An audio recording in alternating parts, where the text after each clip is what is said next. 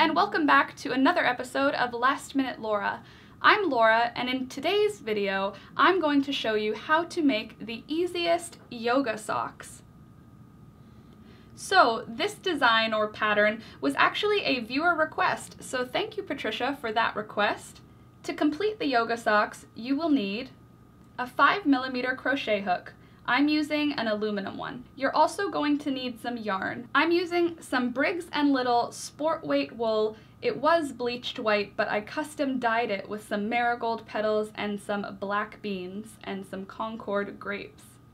For this pattern, you will need about 300 meters of yarn. I'm doubling up my sport weight yarn for this one, but you could definitely just use one strand of worsted weight. You could probably even get away with chunky. I just had this sport weight yarn on hand, so that's what I'm going to use. This pattern level I would consider easy and takes about 30 minutes to complete one leg warmer. So let's get started. First, create a slip knot and chain 30. Complete a half double crochet in the third chain from the hook, 1, 2, 3, and half double crochet across. At the end of the row, half double crochet in the last stitch, and then chain 1 and turn. For rows 2 through 8, so that's row 2, 3, 4, 5, 6, 7, and 8, half double crochet across, and at the end of each row, chain 1 and turn. For row 9, half double crochet in the first 10 stitches, and then chain 1 and turn.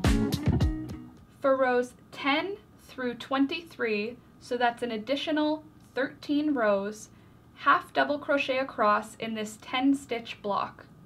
At the end of the 13 rows, so this will be on row number 23, cut your yarn, secure off your yarn, and weave in your ends. For the second rectangle, reattach the yarn at row number 9 in the 10th stitch, where you already have a half double crochet stitch from that 10 stitch row. I attach mine just by looping my yarn through the top of the stitch and then chaining 2.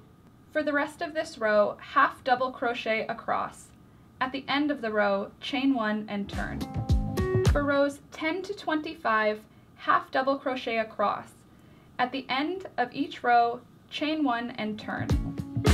When you finish these 15 additional rows, or when you finish at row 25, cut your yarn and secure it and weave in your ends. Okay, so I just finished my 2 rectangles. You can see the 10 by 10 or the 10 stitch by 13 row rectangle, and then you can see the 15 row by, let me see what we've got, 16, 17, 18. 18 and 10, 28 stitches makes sense because we started with a 30 chain. But now what we're going to do, so we're going to take our rectangle, which if we just ignore that open space, fold those 10 stitches over on themselves, and then fold that row of 18 over on itself. And what we're going to do next is we're going to slip stitch along this seam, attaching these pieces together to make a tube. So first things first, I'm going to pull the loop that is the last stitch on the last row. I'm going to pull that loop through to the other side. So just for simplicity, the last step is to slip stitch the yoga sock together along the side seam to attach the rectangle in order to form it into a tube. So now that I've slip stitched that first piece together, I'm going to just insert my hook along the chain, and I'm going through the entire stitch. And I'm just going to go all the way across like that, and that slip stitch will definitely be hidden. It'll be hidden in the seam, and it'll be invisible once we put this right side out.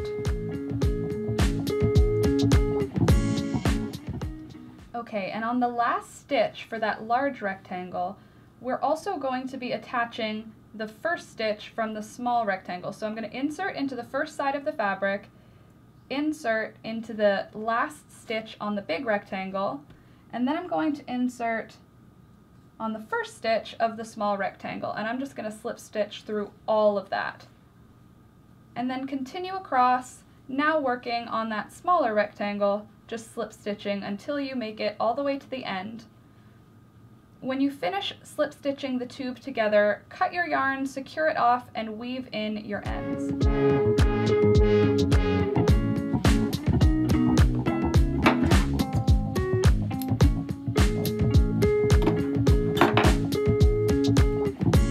And there we have it. So I'm just going to pull this right side out, and there we go. So you have to make 2 of them, which of course I did. But that's pretty much it. This is the easiest pattern I could come up with for yoga socks. Everything that I saw online was worked in the round, and I tried to avoid that to make it as easy as possible for as many people as possible. So now I am going to just block these 2 yoga socks, and then I will get some after footage for you. So please enjoy this little clip, or these little clips, pardon me, of me modeling these super cute, very fashionable yoga socks. Anyway, friends, that is all from me for today. If you liked the video, don't forget to give it a thumbs up. It's really good for my channel, so I would really appreciate if you could do that. And thank you so much for watching. I really hope you enjoyed the video and that you were able to learn something from it. Again, if there's something you'd like me to make in the future, definitely put it down in the comments below. Thanks again, and I'll see you next week.